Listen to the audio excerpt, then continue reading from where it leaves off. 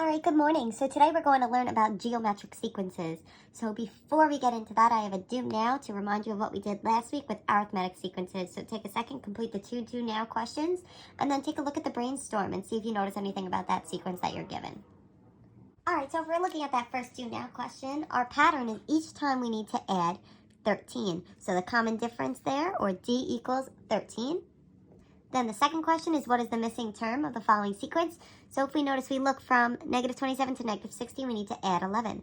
Then we have the missing here, but if we see from from 6 to 17, we need to add 11. So our common difference would be to add 11. So if I continue that pattern and added 11 to negative 16, I ended up with negative 5. And negative 5 plus 11 gives me that 6. So we know negative 5 is my missing term there. So then we wanted to look at the brainstorm and see, what did we notice about that sequence there? Well, if we take a look at that sequence, let's try to see, is it an arithmetic sequence? Well, if I add 1 plus 1, it would give me 2. 2 plus 2 would give me 4, so we know, no, it is not arithmetic. And were you able to find any other patterns in this sequence here? Well, some of you might have noticed that it is multiplying. If you do 1 times 2, it gives you 2. 2 times 2 gives you 4. 4 times 2 gives you 8. And 8 times 2 gives you 16. So here we are multiplying. And when we multiply, that's what we call a geometric sequence. So let's flip to the next page where we will take our notes. All right, so if we take a look here, a geometric sequence is going to be a sequence where there is a common ratio.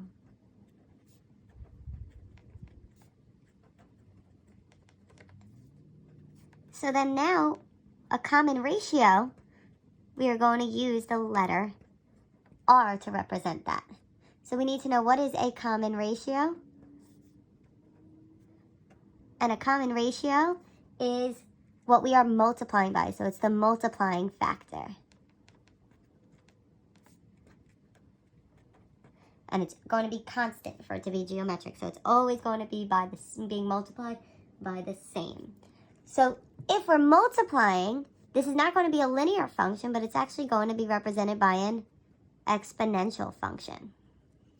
All right? So then I want you to think of any examples that you could come up with of a geometric sequence. So one example I have would be 1, 5, 25, 125. And here, each time I'm multiplying by 5. So my common ratio is, or my R is, 5. So we're always multiplying by the same amount. Now, these numbers are getting larger. What if I have numbers that are getting smaller? What would my common ratio be there? So for example, what if I have 90? Then I have 30. Then I have 10. What's my common ratio there? Well, to go from 90 to 30, from 30 to 10, I'm dividing by 3. But a common ratio is a multiplying factor. If I'm dividing by 3, it's the same as multiplying by what? 1 over 3. So my common ratio there would be 1/3. So let's take a look at example 1 and see if we could find the pattern in this sequence. So how do I get from 4 to 12, 12 to 36, 36 to 108? 4 times what gives me 12? Well, we have 4 times 3. 12 times what gives me 36? 12 times 3. And 36 times what gives me 108? 3. So my common ratio is 3 there. Let's take a look at number 2. Now this one's a little different because we see alternating negatives. So what must I be multiplying by if I have alternating negatives? A negative times a what would give me a positive? Well, negative times a negative would give me a positive. So 3 times what gives you 15? 3 times 5. So negative 3 times negative 5 gives me a positive 15. Then I need to get a negative, so I need to multiply by a negative again. 15 times a negative 5 gives you a negative 75. Negative 75 times what gives you a positive? Well, I need to multiply by a negative, and a negative 5 will give me 375. So my common ratio there would be a negative 5. All right, so then looking at example number 3, I have 1,600, 400, 125. These numbers are getting smaller here. So how do I get from 1,600 to 400? Well, the easiest way to say it would be we're dividing by 4. And then from 400 to 100, how do I get there? Well, I'm dividing by 4. From 100 to 25, I divide by 4.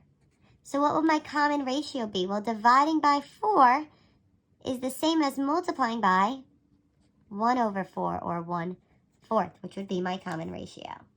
So now I want you to try these examples on your own and then come back to check your answers. So taking a look here, example 4, my numbers I am multiplying by -2 each time. So my R equals -2. Number 5, my numbers are decreasing. They're getting smaller. So that means I'm dividing, and dividing by 5 is the same as multiplying by 1/5. Number 6, we have all negatives, so we're multiplying by a +3 each time. Number 7, they're decreasing, so I'm dividing or multiplying by that fraction. 8, I'm multiplying with, they're alternating negatives, so I'm multiplying by a negative there.